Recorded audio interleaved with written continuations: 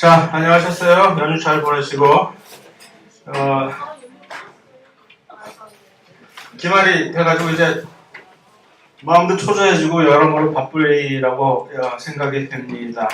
그래서 이번 주 수업 2개가 이 과목도 마지막인데 불행하게도 진도가 나가는 행태를 보아하니 결국 지금 나가 있는 그 핸드아웃 거기까지 다 끝내면 다행이다라고 싶을 정도로 아마 13장까지.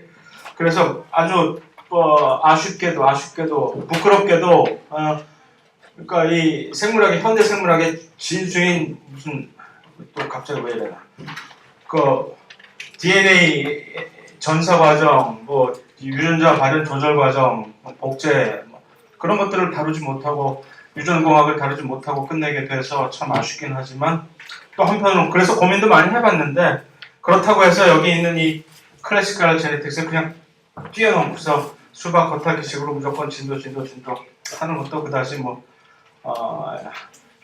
더 좋은 방법도 아니고 해서 그냥 여기서 그냥 그런 식으로 마무리를 하기로 하겠습니다. 2장에서 너무 오랜 시간을 소비를 한 것 같은 후회가 되기도 하고 그래서 결국 원래 생각했던 진도보다 조금 늦게 뒤처지게 돼서 참 많이 아쉽긴 하지만 어쨌든 그것이 나의 인간적인 한계라고 이제 자책을 하고 너는 왜 빨리 안 되는 것이지? 그래서 오늘은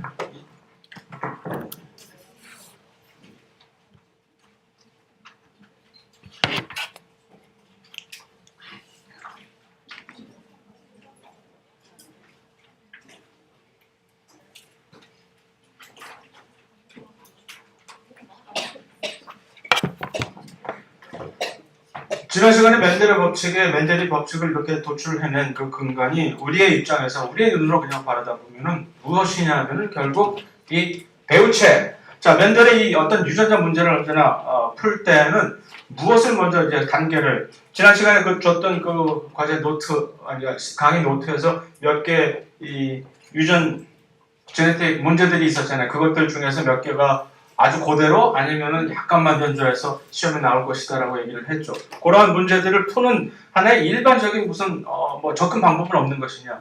문제를 풀 때 어떤 접근 방법을 얘기하는 것이 매우 멍청한 얘기긴 하지만 그게 사실은 있거든요. 그게 어떤 접근 방법이. 그것이 무엇이냐 하면은 일단 첫 번째 그런 문제는 있을 때마다 무엇을 먼저 해야 될 것 같아요. 어떤 있을 때 가장 우리가 먼저 알아야 되는 게 뭐지? 무엇을 알아야만 그것들을 풀 수가 있을까?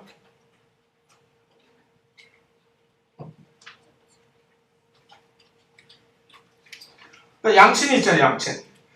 우리가 그 문제를 풀려면 양친에서 각각의 배우체들을 언제나 유전적인 문제는 그 배우체, 게밋이라고 하는 영어로 배우체들의 어떠한 종류의 배우체들이 나올 것이냐라는 그 유전자의 형태로 어떠한 종류의 배우체들이 나올 것인지를 알아내야만 그것들을 무슨 허니사각형이 이런 거를 해가지고서 이렇게 조합을 해버리면 여기서 각각의 작은 사각형 안에 들어있는 그 배우체들이 다시 재조합을 해가지고서 재결합을 해가지고서 나온 이 수정체들이 자이고트라고 하는 접합자라고 얘기를 하는데 접합자들의 이 자손들의 유전자형을 파악을 하게 되면 그러면 유전자형을 파악하면 표현형을 파악할 수가 있으니까 그래서 모든 것이 이제 계산이 끝나는 얘기인데 그러기 위해서 뭘 먼저 알아야 돼? 이 친구들을 알아야 될 거 아니에요.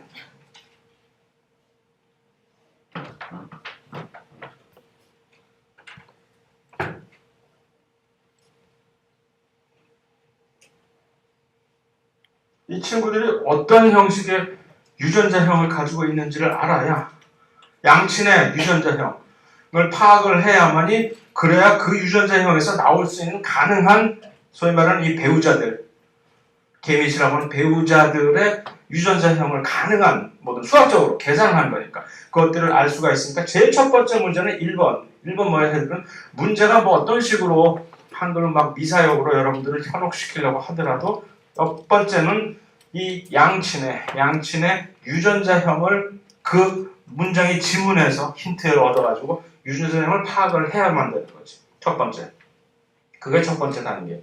그럼 두 번째 단계는 첫 번째 단계 이 유전자형이 파악이 되면 양친에 두 번째 단계는 이제 뭘 해야 되지?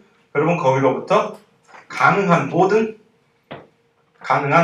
경우의 수, 모든 경우의 수의 배우체들을 전부 생산을 해야지 자기가 직접. 그러니까 이들이 이제 메이팅을 해서 교배를 해가지고서 어떤 이 배우체들을 생성한다고 할 때 어떠한 형태의 배우체들이 가능할 것이냐 수학적으로. 실제적으로 그렇지 못할 수도 있지만 수학적으로 그냥 그것이 가능한 모든 것을 그것에 의해서 각각 이 아버지, 어머니 두 양친에 의해서 각각의 유전자형에서 나올 수 있는 모든 배우자들의 유전자형을 일단 딱 다 파악해내면 그 다음부터는 하나도 그냥 일사천리로 그냥 그걸 두 개를 이렇게 이 퍼니 스퀘어라고 하는 이 여기에다가 이쪽은 어머니 사이드, 이쪽은 아버지 사이드 이렇게 전부 다 나열을 한 다음에 그것들 하나씩 마치 이렇게 합쳐버리면 각각의 자손들의 유전자형이 전부 다 이렇게 형성이 완성이 되는 거잖아요. 그러면 유전자형을 알았으니까 표현형은 단순히 아는 것이고 그래서 어떠한 문제가 그다음부터 나와도 뭐 그 문제에서 유전자형을 묻든 또는 표현형만 단순히 묻든 충분히 다 해결을 할 수가 있는 그런 방식으로 단계로 이제 해결을 해내가면 모든 문제가 그런 식으로 풀 수가 있다라고 하는 얘기입니다. 그것이 이제 지난 시간에는 이제 맨델이 처음에 한 가지 캐릭터만 가지고 집중해서 두 개의 양친에서 양친을 각각의 형질이 다른 대립 형질이라는 거 각각의 서로 다른 대립 형질을 가지고 있는 두 양친을 이렇게 교배를 해서 각각의 가능한 한 모든 자손들을 이렇게 자기가 혼자서 스스로 이렇게 막 파악을 했는데 한 번 실험을 그렇게 할 때마다 그때는 딱 한 번에 하나씩만 한 번에 한 가지 캐릭터만 가지고 이렇게 계속 했는데 이제 두 번째 그것에 이제 이력이 나니까 맨델이 무슨 일을 했느냐면 자 이번에 한꺼번에 두 개를 가지고 해보자. 그러니까 이 양친 자체가 처음부터 이렇게 완두콩의 모양이 둥근 것과 이렇게 쭈글쭈글한 거 그것만을 집중을 해서 지난 시간에 봤던 그 분리의 법칙에서는 그것만 가지고 이렇게 따라갔는데 이번에는 한 가지 더 캐릭터를 동시에 이렇게 그 두 양친에 존재해 있는 그것을 따라가는 것이죠. 이번에는 그 완두콩의 모양뿐만이 아니라 이 색깔까지도. 색깔은 노란색이면서 이렇게 모양이 둥근 것. 여기서 볼 때 두 개가 다 옐로우, 라운드 이렇게 대문자로 다 되어 있으니까 이것이 이제 우성이라고 하는 것이 우리는 이제 알고 있겠지만 그 다음에 또 다른 완전히 그것과는 서로 대조적인 대립 형질인 그 완두콩의 모양이 쭈글쭈글한 거 이렇게 그래서 링클 된 것을 라운드, 링클 라운드의 상대적인 대조적인 것이면서 소문자이기 때문에 이렇게 소문자 스몰 r로 표현을 했는데 쭈그렁 그 다음에 색깔 자체가 이 완두콩 색깔이 초록색이 이 경우에서는 우성 형질이 노란색이기 때문에 거기에 상대적인 열성 형질은 그 우성 형질의 그 유전자형 그 표현하는 그 영어 이니셜을 따가지고서 소문자로 단순히 옐로우 이렇게 표현해서 유전자형은 이미 우리가 볼 때 얘기지 이건. 맨델은 이런 것을 전혀 알지도 못하고 그냥 요 두 개를 이런 식으로 한꺼번에 한 번에 이번에는 색깔과 생긴 거를 두 개 다 동시에 추적을 해보자 하는 식으로 해서 이렇게 두 개 서로 상대적인 이 형질을 가지고 있는 그 양친은 순종양친이라는 얘기는 뭐지? 순종. 대대손손 계속 자손을 혼자 이제 셀프 자가수분을 시켜서 계속 이 자손을 만들게 되면은 언제나 똑같은 표현형만이 절대로 다른 표현형이 아닌 똑같은 그 형질의 표현형만이 나오는 그러한 형태를 우리는 순종이라고 얘기를 하는 거죠. 그 순종이라는 얘기는 어떤 표현에 대해서 순종이라는 얘기는 우리는 개인의 유전자형에 대해서 뭐라고 우리가 예측을 할 수가 있지? 순종이다? 유전자형에 대해서. 그 유전자형에 대해서 뭐 이상한 게 있었잖아. 이형 접합자니 동형 접합자니 하는 그런 용어가 있었잖아요. 어떤 개인이 순종이다. 그것을 어떻게 파악할 수 있어? 한 3-4번 계속 대대손손 그것을 추적을 해봐야 알지. 근데 2, 3세대 계속 추적을 자가수분을 시켜서 추적을 해봤는데 똑같은 표현형만 나와. 그러면 이 개인이 이 개체가 가지고 있는 요 형질에 대한 그 유전자형은 동형 접합자일 것이다. 호모자이고스를 것을 알고. 그래서 그러한 것에 기반을 해가지고 우리는 이 두 양친에 대한 유전자형을 이런 식으로 우리가 이렇게 각다가 집어넣어 줄 수가 있는 거죠. 이들 유전자에는 이런 것일 것이다.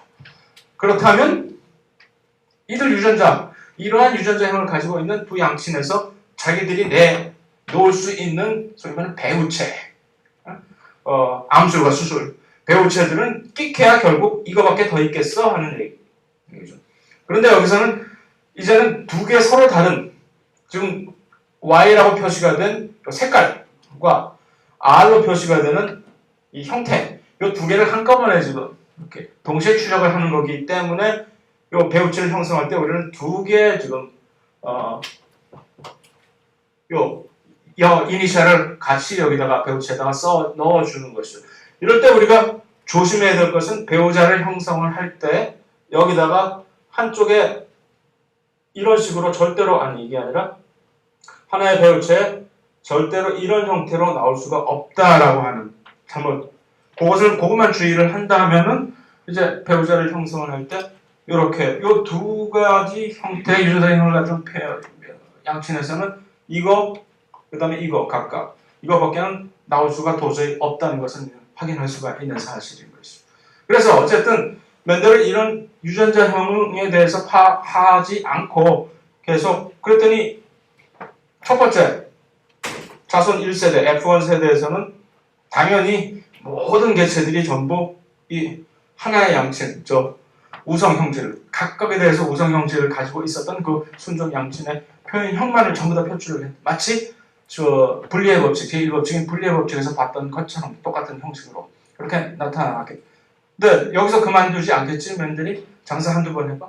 그러니까 이걸 가지고 F1을 다시 자가 수분해가지고서 이렇게 할 때, 자, 여기서 이제 우리는 무엇을 해야 될 것이냐. 여기서 이 유전자의 형을 가지고 있는 두 양친이 내놓을 수 있는 모든 경우에 이 배우자들의 유전자들을 전부 나열을 하라는 얘기죠. 그러면 이게 하나가 더 있다고 생각하면 되지. 그래서 이쪽으로 이렇게 배우자를 좀 나열하면 이런 식으로 지금 각각의 모든 것들이 이렇게 여기서 뽑아낼 수가 있잖아요. 여러분들이 가만히 봐도 여기서 하나씩 Y에 대해서 지금 이 유전자형에서 보세요. 이 유전자형에서 Y라고 하는 요 형질에 대해서 뽑아낼 수 있는 건 큰 거 Y 하나 뽑거나 또는 작은 거 Y 있으면 둘 중에 하나잖아요. 그러면서 R이라고 하는 이 생긴색, 이 완두콩의 형태에 대해서도 또 둘 중에 하나를 뽑아야 되잖아. 그것을 지금 수행한 거예요, 지금. 이렇게 각각의.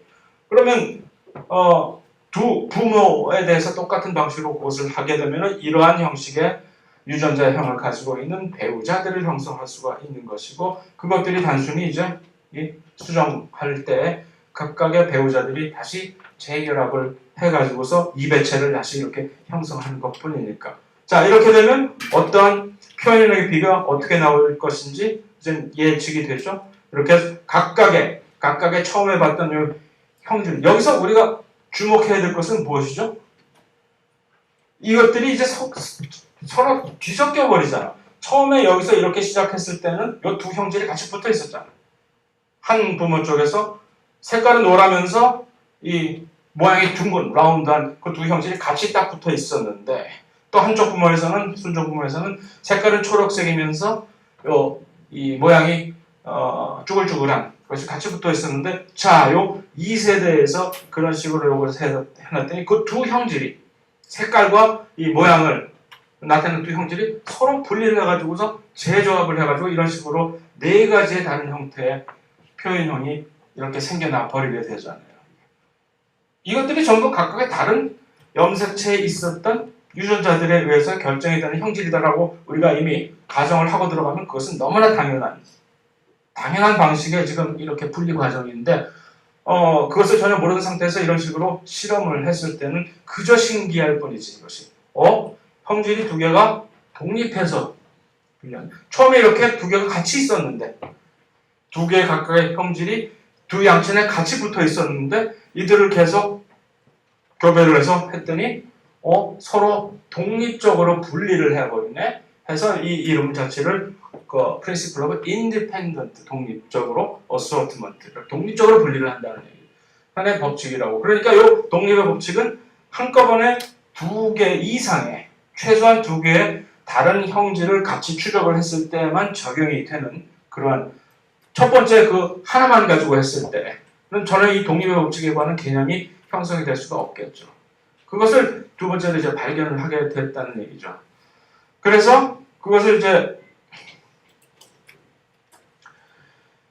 요 두 여기서 내 설명이 되지만 이게 무슨 소리냐 하면은 얼터너티브리 이럴 수도 있다 하는 얘기죠. 만약에 이 두 개의 형질이 처음에 양친 내에서부터 두 개가 다 똑같이 서로 뗄래야 뗄 수 없는 독립이 되어 있지 않은 두 개의 형질이었다면은 이 관계에서 이 두 개의 각각의 배우자를 이렇게 형성을 할 경우에 그들은 언제나 같이 따라다녀야 되기 때문에 이러한 네 가지 방식의 서로 다른 배우자들이 형성이 되는 것이 아니라 이렇게 이 두 가지 경우밖에 형성이 되지 않아서 결국은 나중에 경우의 수가 요거밖에 3대1의 표현 원래 있었던 그 오리지널 부모 세대에서 보여줬던 그 표현형의 그 한계를 벗어나지 않는 거지. 그것을 3대1로. 그런데 그렇지 않고 이 표현형이 서로 이합집산을 해가지고서 9대 3대 3대 1의 비율로 이렇게 쫙 나열해주는 이러한 방식으로 새롭게 이것이 펼쳐지더라 하는 야 이거 참 신기한 일이네 라고 맨델은 생각을 했었겠죠. 그것이 왜 유전자들이 각각의 연계가 되어 있지 않다라는 얘기는 다른 염색체에 이렇게 존재를 하는 유전자들은 이럴 수밖에 없다는 것이. 그들이 서로 나중에 감수분열을 생각해보세요. 감수분열을 오늘 봤잖아. 각각의 서로 다른 유전자들은 감수분열을 할 때 서로 독립적으로 이렇게 그렇기 때문에 훨씬 더 이 배우자들의 재조합의 경우의 수가 많아진다고 보여드렸잖아요. 지난 시간에. 그 얘기를 하는 것이죠. 그래서 그 각각의 다른 형질에 대한 대립 유전자 쌍은 또 다른 대립 유전자 두 개 이상을 지금 우리가 보고 있는 거니까 또 다른 대립 유전자 쌍들이 분리하는 방식과 서로 너는 너 나는 나의 방식으로 따로 독립적으로 각각의 3대1로 이 지금 현재 이 표현형의 비가 그래서 9대 3대 3대 1로 이렇게 나와 있는 것이지만 이것을 다시 한번 자세히 들여다보면 각각의 하나의 한꺼번에 이런 식으로 보지 않고 하나의 형질만을 가지고 표현형을 우리가 이 비율을 계산해 보면 각각은 전부 다 3대 1이에요. 그대로. 이것을 잘 보면 이 색깔이 노란 것과 그 초록색 우성 대 열성의 비율은 여기서도 3대 1의 비율이고 모양, 완두콩의 모양, 둥근 것과 쭈글쭈글한 것은 또 역시 3대 1이고 그래서 그것들이 왜 이렇게 서로 연관이 되어 있어서 이런 식으로 정리가 되는지가 유전자형을 우리가 감안을 할 때 이해를 금방 할 수가 있게 되는 그런 얘기가 되는 것이죠. 오케이. 그래서 뭐 이것들을 각각 한번 연습을 여러분들이 이렇게 해볼 수가 있고 알아서 뭐 쉬는 시간에 자 그러한 여러 가지 이 유전자형을 알아보려고 하는 여러 가지 교배를 통해서 하는 실험 중에서 특별히 이러한 식의 이제 방식의 어떻게 유전자형을 알 수 없는 어떤 개체와 그 유전자형이 알 수 없는 개체를 파악을 하기 위해서 특별한 방식의 이런 교배를 수행을 하는 것을 우리는 검정 교배 또는 테스크로스라고 얘기를 하는데 예를 든다면은 그것이 무엇이냐면은 일단 열성 동형 접합성 리세시브 호모자이고스는 뭐라고 지난 시간에 얘기를 했냐면은 자기의 유전자형을 적나라하게 폐를 다 보여주는 표현형과 유전자형을 똑같이 동일시 할 수 있는 아주 편리한 개체라고 얘기를 했죠. 열성 동형 접합.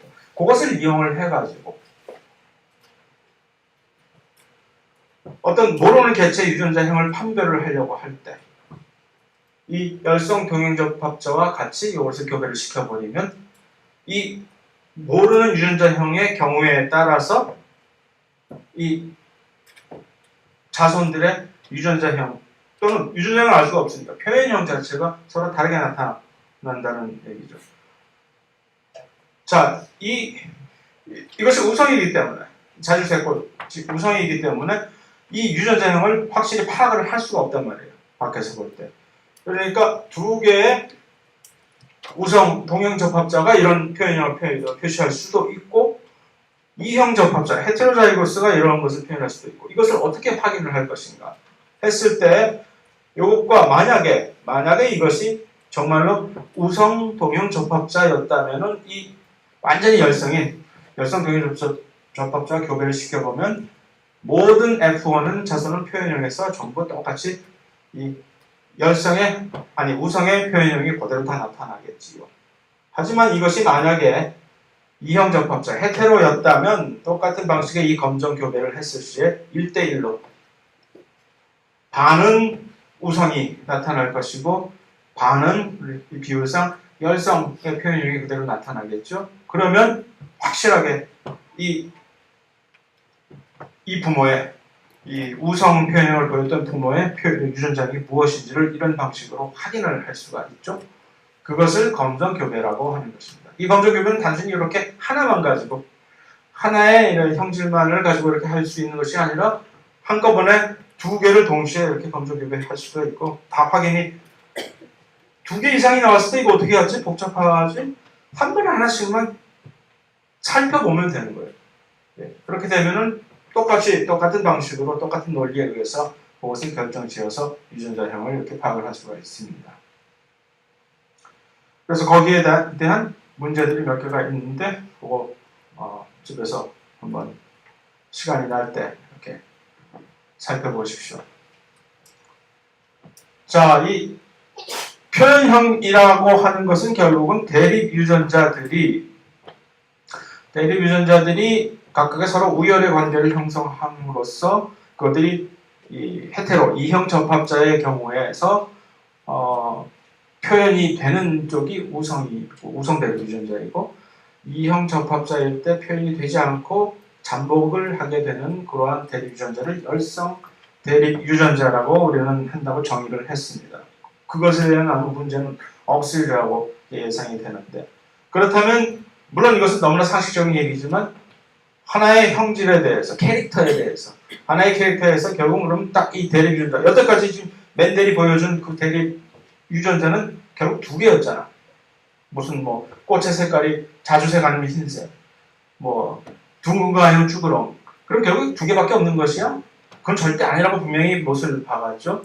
그것을 확실하게 보여주는 증거가 지금 이 ABO 혈액형이 대립 유전자가 두 개가 아니라 두 개 이상이 될 수도 있다는 것을 적나라하게 보여주는 케이스로서 교과서에 실리게 있는 사례가 되는 것이고 이것은 또 뿐만이 아니라 우열의 관계가 언제나 우리가 이것이 우성 열성의 관계가 존재한다 하지만은 않는다는 것을 우린 2000시간에 그 분홍색 꽃 색깔 금호초의 분홍색 꽃 색깔에서 본 적이 있죠. 그것은 우리는 불완전 우성이라고 우리는 규정을 지었었는데 여기서는 조금 더 다른 불완전 우성은 뭐 이것도 어떻게 보면 불완전 우성이라고 얘기를 할 수도 있지만 우열의 관계는 존재를 확실히 하는데 우성끼리 우성 형질을 보여주는 대립 유전자가 한 개 이상이 있는 거지.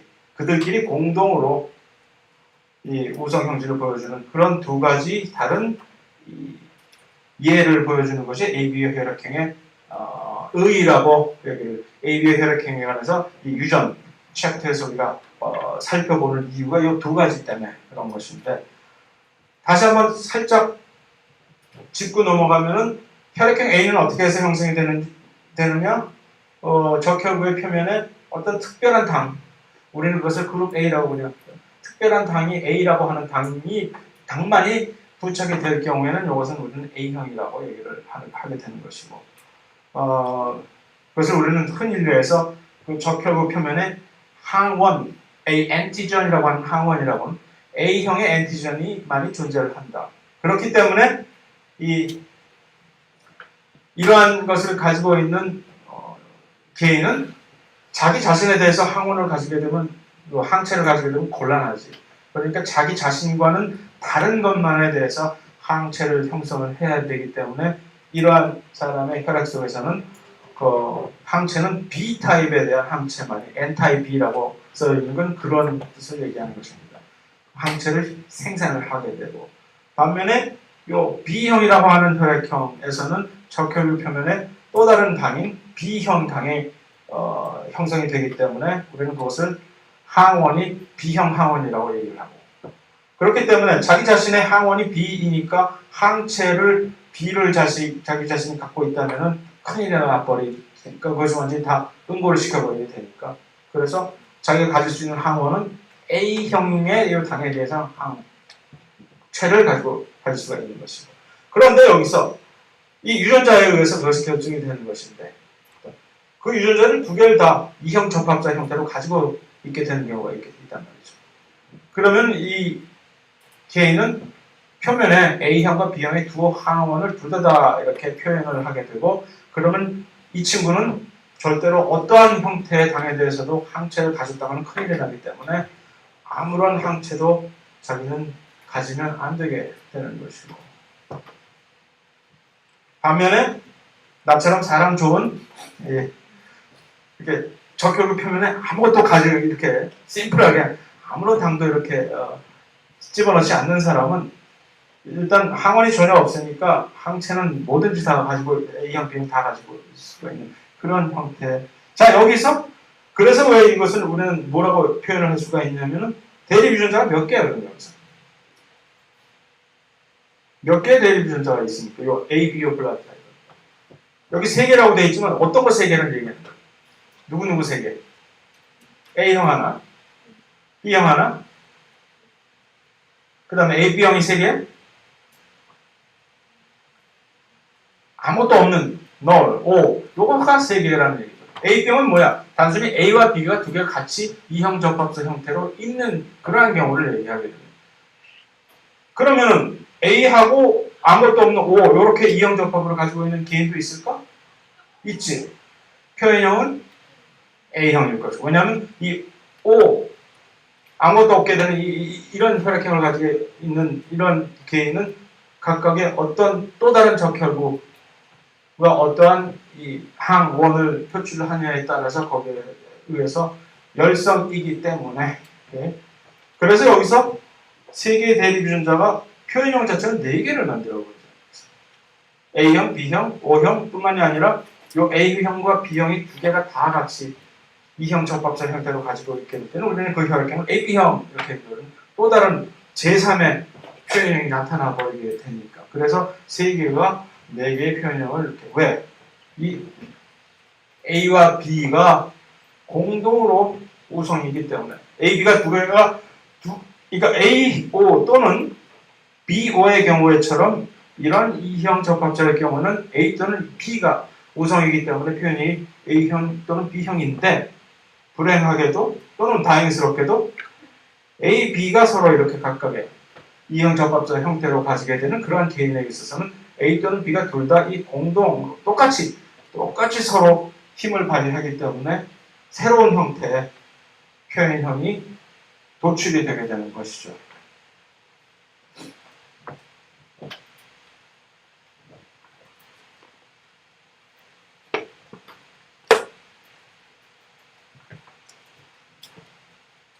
그래서 뭐 한번 보세요.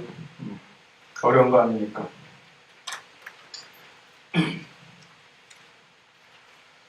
자, 이번에는 조금 얼핏 보기에는 뭐 이상한 복잡한 문제야 라고 얘기를 할 수 있는, 소위 말해서 에피스테이시스라고 하는, 한국말로 상위라고.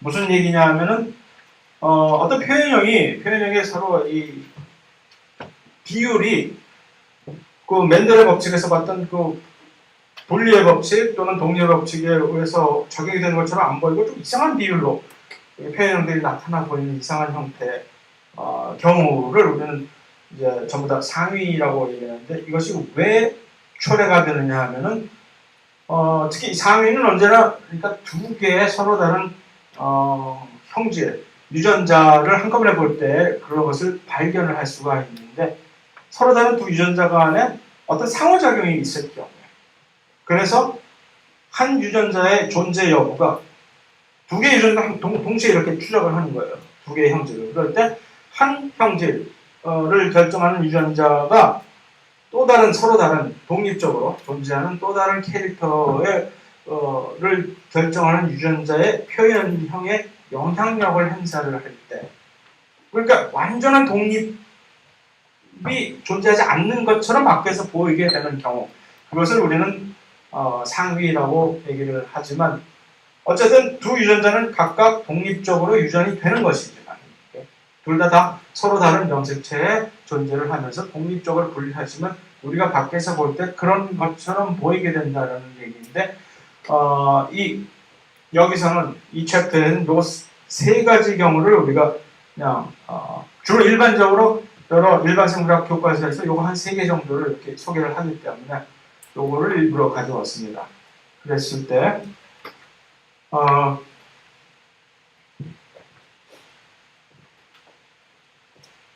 이 그림을 보고 우리가 그것을 한번 파악을 해볼 수가 있어요. 좀 회색 비슷한 요 형태를 우리는 아구티라고 이렇게 표현을 하게 된 경우가 있는데, 요 G, 아구티즈라고 하는 표현형에 의해서 지금 이 유전자형을 보세요. 요 아구티라고 하는 것이 원래 털의 색깔을 나타내면서 이제 어떤 하나의 특정한 캐릭터, 유전자에 의해서 우열의 법칙에 의해서 결정이 되는데, 그럴 때 요 지금 그림을 이렇게 잘 여러분이 살펴보고 이것이 도대체 어떠한 조화에 의해서 이런 식으로 지금 표현이 나오는 것인지를 한번 파악을 한번 그림을 보고 스스로 먼저 한번 파악을 해보실래요? 내가 나의 설명을 그다지 잘 하지도 않고 그다지 신빙성이 있는지 없는지도 불확실한 나의 설명을 믿지 말고 여러분의 판단력을 한번 발휘를 한번 해보세요. 지금 독립의 법칙에 의한 이 양성 교배를 하는 것처럼 보이는데 이 퍼니스큐의 결과가 지금 비율이 지금 9대 3대 4가 나오네. 보통 일반적으로 그 멘델의 제2법칙에 의한 분리는 아까 얘기했듯이 9대 3대 3대 1의 비율이었잖아요. 그 비율 자체를 신경 쓰라는 얘기가 절대 아니라 이상한 식으로 나오는데 이것을 어떤 식으로 설명을 해야 될지를 한번, 이 그림이 사실은 다 잘 힌트까지 다 주고 있는 얘기거든요. 뭘까 이게?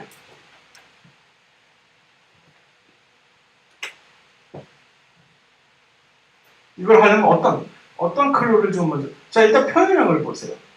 표현형과 유전자형 둘 다 이렇게 보여주고 있으니까 어려울 게 하나도 없는 얘기거든요. 여기서 왜 이런 일이 벌어질까? 지금 회색으로 보이는 이것을 아구티라고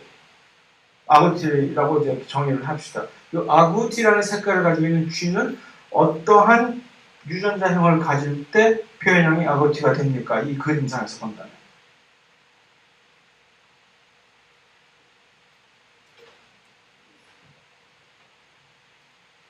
일단 아구티라는 색깔을 결정을 하는 유전자는 B 계열의 유전자예요? 아니면 C 계열의 유전자예요?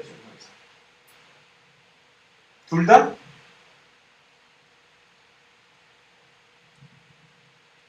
좀 더 확실하게 다른 방법으로 볼까? 이 G가 색깔이 아구티가 되느냐 아니면 브라운이 되느냐 하는 것은 어떤 B 아니면 C 어떤 유전자가 브라운 또는 아구티 회색을 결정하는 유전자예요. B 거기까지는 다 동의를 했어? 오케이, 아무 문제 없지? B 그러니까 그 B라는 유전자가 아구티라는 표현형을 나타낸 이 유전자가 이게 우성입니까? 열성입니까? 여기서 열성? 우성. 왜?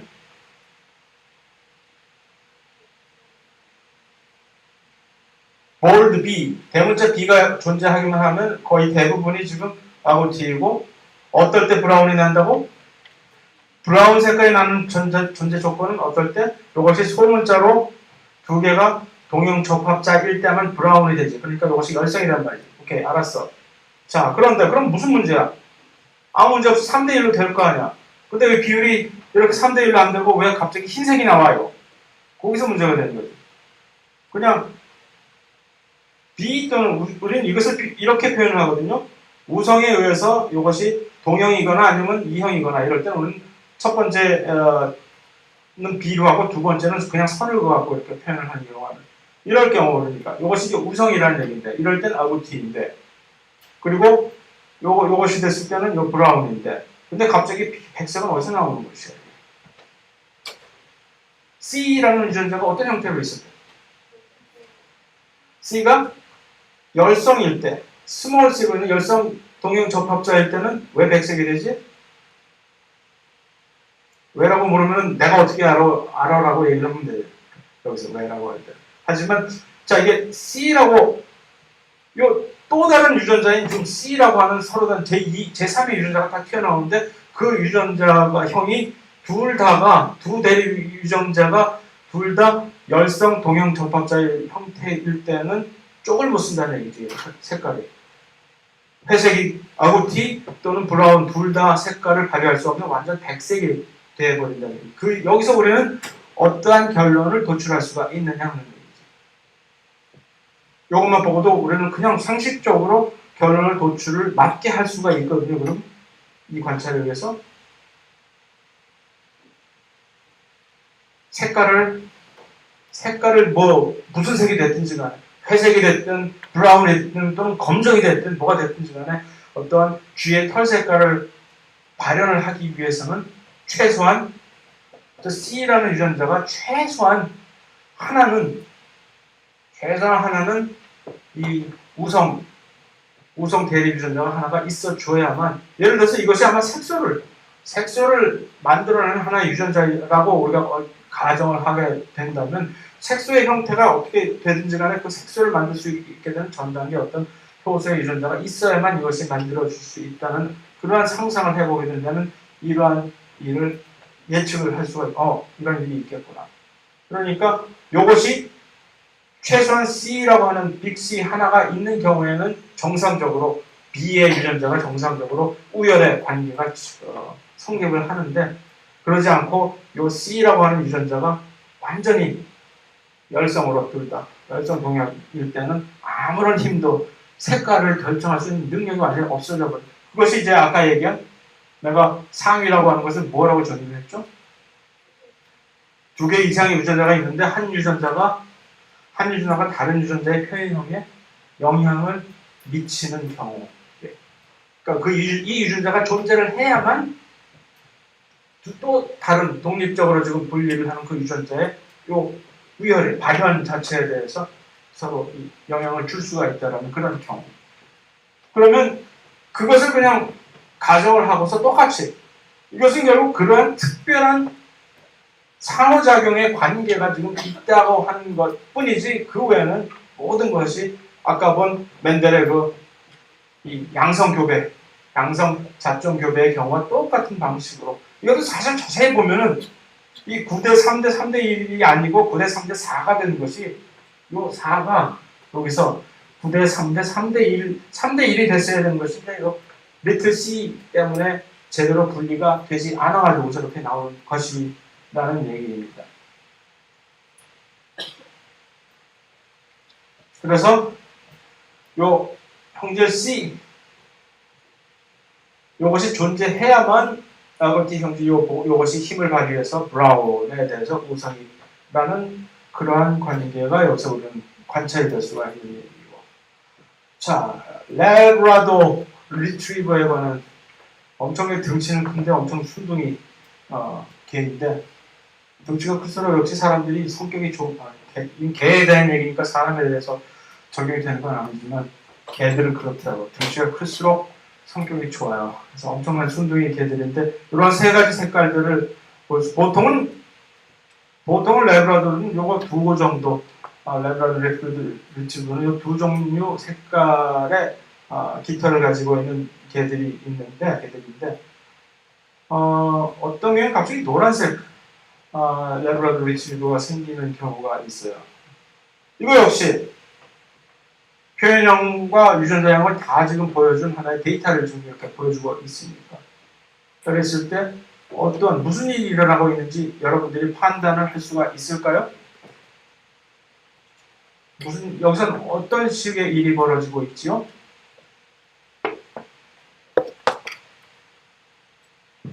잘 살펴보세요. 이거 역시 어떻게 어떤 경우에 블랙이 되는지, 어떤 경우에 초콜릿 색깔이 나오는지 유전자형을 보고 일단 결정을 여러분들이 내리면, 그런데 갑자기 그러면 어떤 경우에 블랙이 되고 어떤 경우에 초콜릿이 되는지를 결정하게 되면 누가 어떠한 유전자가 우선이고 어떠한 대립 유전형질이 열성인지를 금방 알 수가 있거든요. 이 둘 중에 지금 어떤 것이 우선이고 어떤 것이 열성이에요. E와 B 둘 중에 누가 이 개털, 좀 이상하네. 개털 색깔을 결정을 하죠? B, E. B, 둘 다? 저기 요 까만색과 요 초콜릿 색깔을 결정했을 때. B. 오케이. 그러면 여기서 둘 중에 누가 우성? 빅비가 우성인데 이제 까만색이 우성 아니면 초콜릿이 우성? 까만색. 그런데 옐로우는 어디서 생겨나는 것? 이 유전자가 어땠을 경우에만 옐로우가 나타나지? 아까 아고티하고 똑같은 경우죠. 똑같은 경우. 요 E라고 하는 독립된 서로 다른 이렇게 완전히 다른 유전자인데 그 E라는 유전자가 최소한 하나는 이 대문자로, 그러니까 우성으로 존재를 해야만 털 색깔이 무슨 검은색이든 초콜릿이든 이렇게 결정할 수가 있는 건데, 그게 안 되면 완전히 여기서는 약간 조금 경우가 좀 좋아져갖고 아까 쥐처럼 완전히 백색 쥐는 나오지 않지만 적어도 완전히 염색이 확실히 부족하게 된 이러한 갑자기 노란 옐로우 색깔의 리트리버가 나오게 된다는 얘기죠. 그래서 똑같은 이해가 되는 것이고, 그래서 형질 E가 존재를 해야만 블랙이 초콜릿의 우성이 되든 뭐가 되든 하는 그런 털 색깔의 정상적인 관계가, 우열의 관계가 성립될 수 있는 또 다른 경우에 에피스테이시스 경우가 되는 것이죠. 세 번째 경우, 얼핏 보면 다 다르게 보여요. 이거 두 개와 조금 다르게 보이겠지만 이거 역시 그렇지 않아요. 왜 그렇지 않은지는 한번 이것은 여러분들이 한번 집에서 잘 생각을 해보세요. 똑같은 얘기인데 여기서는 뭔가 좀 약간 살짝 달라 보이거든? 그렇지 않거든? 그래서 한번 파악해보는 미니 숙제로 남겨드리겠습니다. 여러분들한테.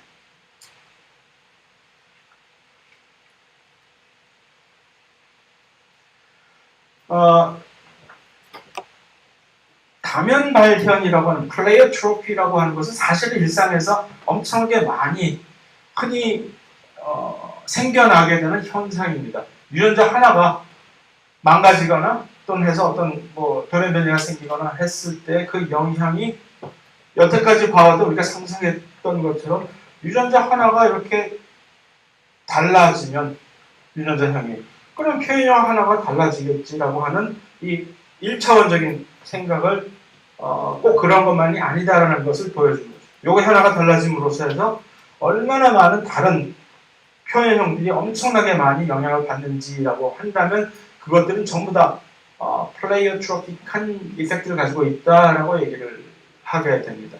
그래서 유전자 하나가 표현형이 하나가 아니라 엄청나게 많은 복합적인 표현형의 영향을 상상할 수가 있겠지 우리가.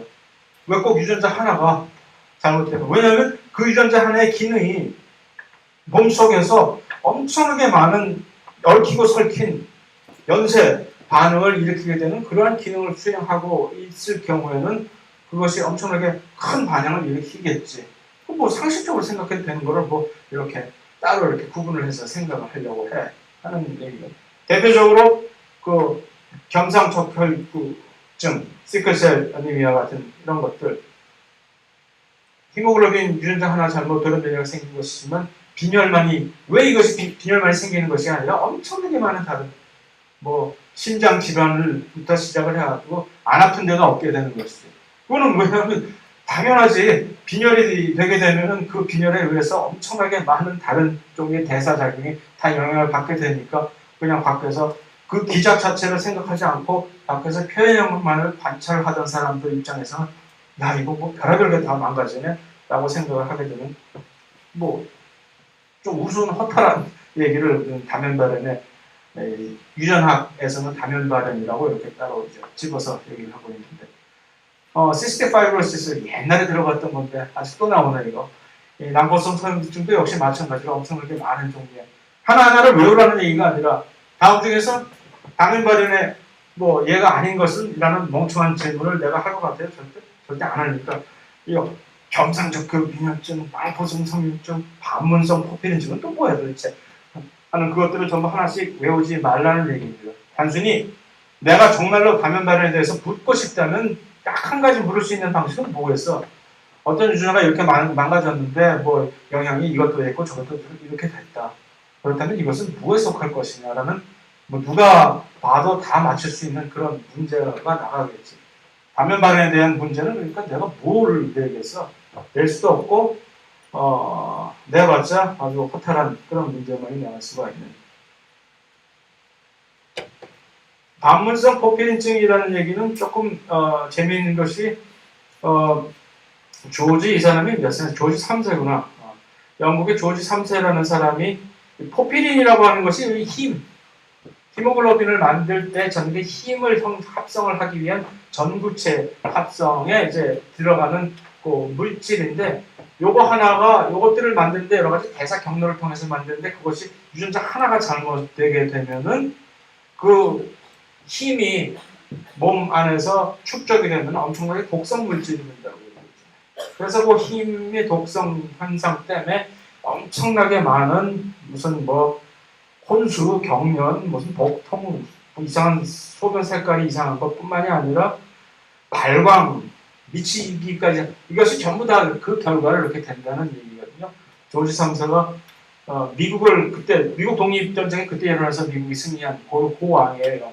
그래서 영국 입장에서 보게 되면은 미국을 잃어버리게 된 아주 발칙한 왕일 뿐만 아니라 미친 짓을 한 것으로도 엄청나게 유명한 이 왕인데 그 미친 광기의 이 근거에는 뒤 안에는 이 바로 그 유전적인 결함인 이것이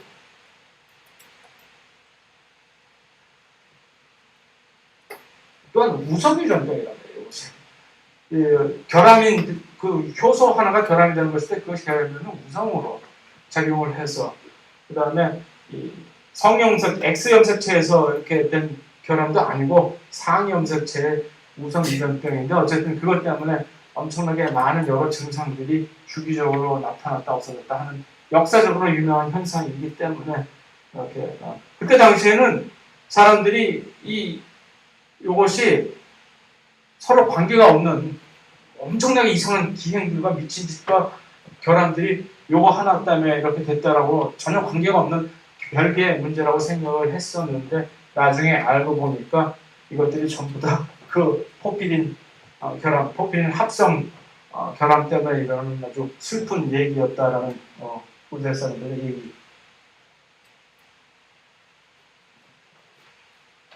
반면에 여기서는 유전자 하나가 여러 가지 표현에 영향을 끼치는 것과 아주 정반대의 케이스.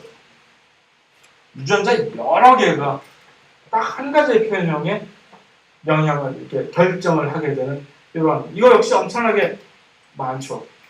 얘가 대표적인 것이 사람의 눈 색깔.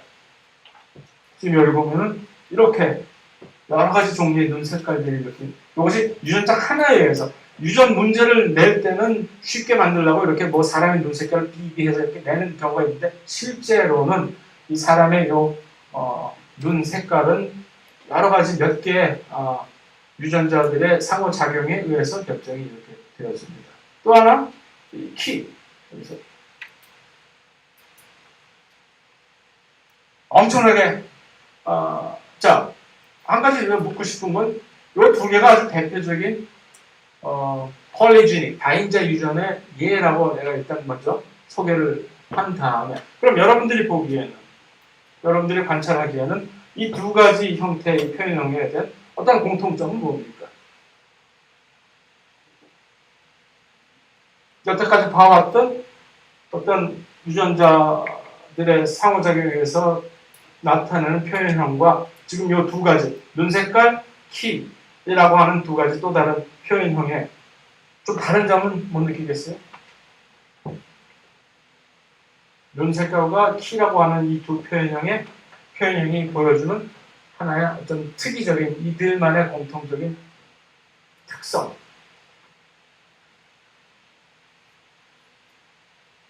여기서 보이는 눈 색깔이 몇 가지가 있죠, 지금?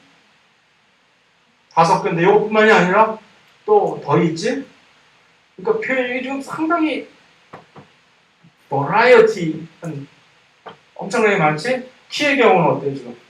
키가 크다, 작다, 딱 두 가지 서로 대립 형질이 있는 것이 아니라, 좀 작다, 좀 심하게 작다, 너무 작다, 뭐 하는 갖다가 좀 크다, 너무 크다 하는 식으로 이렇게 여러 가지 이런 식으로 이 표현형들이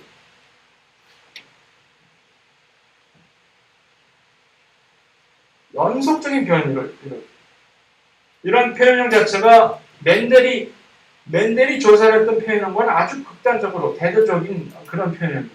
맨델은 자기의 유전 교배가 성공을 할 수 있었던 이유가 이러한 표현형이 아닌 완전히 이거 아닌 저거인 극단적인 표현형 두 개만을 가지고 있는 형질만을 어떻게 운이 좋게 선별을 해서 그것만을 이렇게 조사를 했기 때문에 성공한 것인데, 만약 맨델이 이 표현형을 집착해서 완두콩을 가지고 이것을 봤다면 대실패.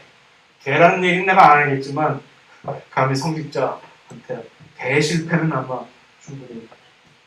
왜? 이것은 여러 유전자들에 의해서 엄청나게 복잡한 상호작용에 의한 결과이기 때문에 그렇게 연속적으로. 그래서 이것을 우리는 무엇이라고 얘기하냐면 quantitative, 수량 형질이라고 한국말로 얘기해요. 수량, quantitative. 이렇게 퀄리티처럼 이렇게 이거다 아니면 저거다가 아니라 숫자가 이렇게 많다, 조금 더 많다, 아주 많다 하는 식으로 이제 수량적으로 형질이 표현되는 수량 형질 또는 quantitative 캐릭터라고 한번로 얘기를 하게 됩니다.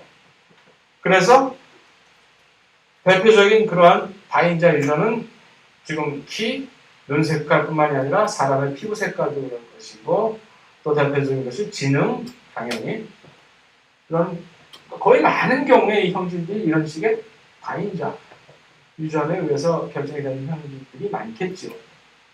또 다인자 형질들이 이런 식의 여러 가지 2개 이상의 유전자들에 의해서 결정이 된다는 것을 인정을 한다면 또 우리는 무엇을 예측을 할 수가 있냐 하면은, 비록 부모가 있는데 어머니 아버지가 둘 다 아주 작지만 자손은, 거기서 나오는 자손은 이 두 양친의 키를 극복을 하고서 훨씬 큰 영양 상태, 반드시 영양 상태의 문제만은 절대 아니에요. 훨씬 더 큰 키의 표현형이 나올 수도 있다라는. 왜? 어떻게 해서? 이렇게 해서 중간 형질은 결국 무슨 좀 더 자세히 얘기하면 이런 형질이 되는 거죠. 자, 이것이 피부색이 이제 다인자 유전인데, 피부색이 이렇게 까만 색소 단위, 브라운색을 가지고 있는 요 색소 단위가 많으면 많을수록 피부색이 검어진다라고 이렇게 가정을 합시다. 이것이 수량적인 형질이니까. 그랬을 때 이렇게 중간자적인 두 양친이 둘 다 중간 색소가 일단 이형 접합자 둘 다 아주 몇 개, 지금 3개 이상의 유전자가 지금 이렇게 개입이 되어 있으니까 일단 3개만 놓고 봤을 때 각각의 유전자에 대해서 A, B, C에 의해서 둘 다 이형 접합자 A, B, C 헤테로자이거스. 그랬을 때 이 두 헤테로자이거스 부모 양친에 의해서 만들어질 수 있는 모든 가능한 배우자들의 유전자는 어떻게 됩니까? 여기서부터 여기까지 이렇게 나올 수가 있게 되겠죠. 그죠? 그랬을 때 예를 들어서 이 양친에서 이러한 배우자를 형성해야 되는 두 배우자끼리의 결합에 의하면 완전히 하얀색 피부를 가진 그런 자손이 생겨날 수가 있겠죠. 또 반면에 이러한 경우에는 이 두 개끼리의 배우자에 의한 접합은 엄청나게 훨씬 더, 이것이 피부 색깔이지만 이것을 키로도 우리는 대입을 할 수가 있고, 지능으로도 대입을 할 수가 있고, 부모의 머리가 나쁘다고 탓할 게 절대 아니란 얘기지. 니 하기 나름도 아니네. 결국 재순에 완전히 어떤 식으로 해서 이것이 배우자의 형성이 되는지.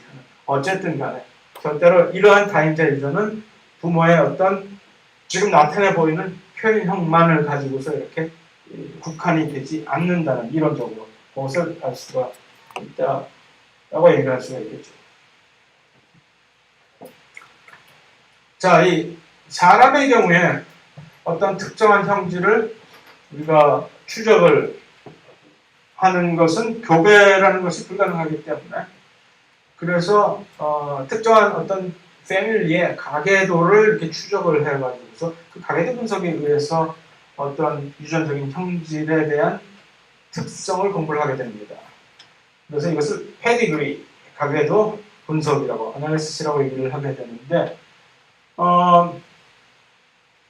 여기서 이 가계도 분석을 할 때 이 표에서 이 사각형은 남성을 표시를 하고 원형은 여성을 표시를 하게 되고 이게 까만색으로 표시를 하게 되는 이 사각형이나 원형은 둘 다 지금 추적을 하고 있는 관심이 있는 그런 형질을 예를 들어서 어떤 암을 추적을 한다 할 때 그 암이 걸렸던 그 표현형을 나타내는 그러한 개인은 이렇게 까만색으로 표시를 하고 그 표현이 나타나지 않는 개인은 이렇게 하얀색의 사각형 또는 원형으로 성별에 따라서 표시를 하게 됩니다. 마름모는 뭐예요? 남녀의 구분이 남자인지 여자인지 불확실한 경우는 마름모로 그런 경우도 있나? 뭐 있나 보지. 무슨 이론상으로 이 마름모는 남성 여성이 파악이 불확실한 경우를 이렇게 표현을 하게 됩니다. 뭐 거의 경우에 이 마름모를 보기가 힘들겠지. 자, 그랬을 때 이 두 가지 경우 한 가지 첫 번째 widow speak라고는 미망인 speaker는 뭐라고 얘기하나? 영어로 그냥 얘기합시다 간단히. widow speaker라고 미망인들이 주로 이것을 많이 가지고 있었나 보지 이런 식으로 된 선을 그 widow speak라고 하는 이 표현형을 가지게 되는 이것이 이 가계도 분석 3대에 걸친 가계도 분석에 의한 결과인데 이것이 요것만을 놓고 봤을 때 위도 스피크라는 요 형질, 이것이 우성 형질일지 열성 형질일지 우리가 파악을 할 수 있을까요? 있겠지 물론. 하지만 우성일까 열성일까? 우성이라면 왜 또는 열성이라면 왜? 왜라고 이것을 물을 수가 있는 문제죠.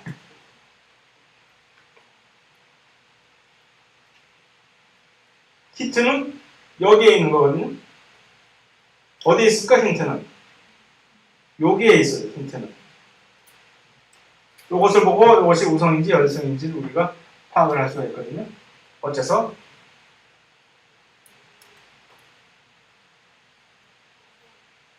왜? 어째서? 열성이었으면 어떻게 된다고? 열성이면 이것이 열성이라면 요 지금 까만색 그렇다면 열성은 뭐라고 그랬지? 절대로 숨길 수가 없는 거지. 지금 여기서 이렇게 이런 식으로 나왔다는 얘기는 이 둘 중에 최소한 둘 중에 하나는 지금 이형 접합자로서 캐리어 상태라는 얘기인데 그것이 열성이면 그것이 불가능하다는 얘기죠. 그래서 열성 힌자에서 이것이 열성이었다면 이것은 요거 하나만 계속적으로 나와야지. 거기서 위도우 피크가 아닌 사람의 이 자손이 나올 수가 없기 때문에 여기서 우성이구나. 자, 뒤 이것이 완전히 뒤로 붙었느냐 아니면 나처럼 이렇게 떨어져 나왔느냐는 어태치드냐 풀이냐 하는 이얼로그의 경우는 이것이 우성인지 열성인지 이거 역시 또 여기가 클루가 되는 것이죠. 그래서 이것을 사실은 이런 식으로 우리는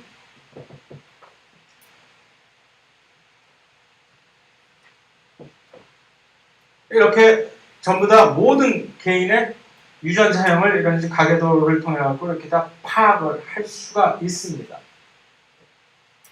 그래서 이거는 사실 내가 이 가계도를 이렇게 던져버리고 이 모든 각각의 개인의 유전자형을 각각 전부 파악을 하라라고 문제를 내도 사실 할 말이 없는 것이다. 이론적으로 다 할 수가 있는 문제입니다.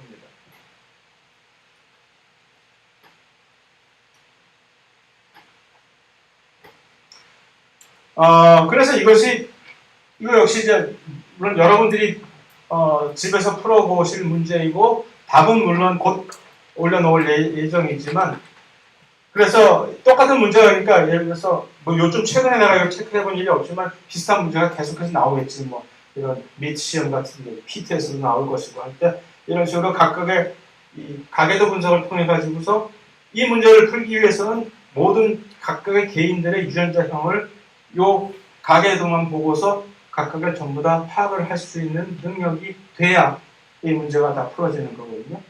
그런데 어쨌든 또 한 가지 재밌는 것은 이 문제가 사실은 정답이 나중에 결국은 정답이 없는 것으로 판명이 나와가지고서 왜냐하면 원래 출제를 했던 사람이 의도했던 정답은 하나가 있긴 했는데 누군가가 소송을 걸어가지고서 결국은 소송에 이겨서 정답이 없는 것으로 결국은 최종적으로 판명이 됐습니다. 왜 그랬는지를 한번 잘 생각을 한번 해보시기 바랍니다. 왜 이것이 답이 무엇이야만 될 것이며 또는 여러분들은 단도직입적으로 처음부터 여기선 답이 없다라고 결정을 하실 수도 있겠죠. 여러분들 나름 각자가. 그것을 먼저 알려드리고 너무 천천히 나가지만 더 나갔다간 욕먹겠지 여기서. 그래서 오늘은 여기까지만 하고 다음 시간에 그거 다 끝낼 수 있을까? 못 끝낼 것 같은데 이건 어쩌지? 어쨌든 여기까지만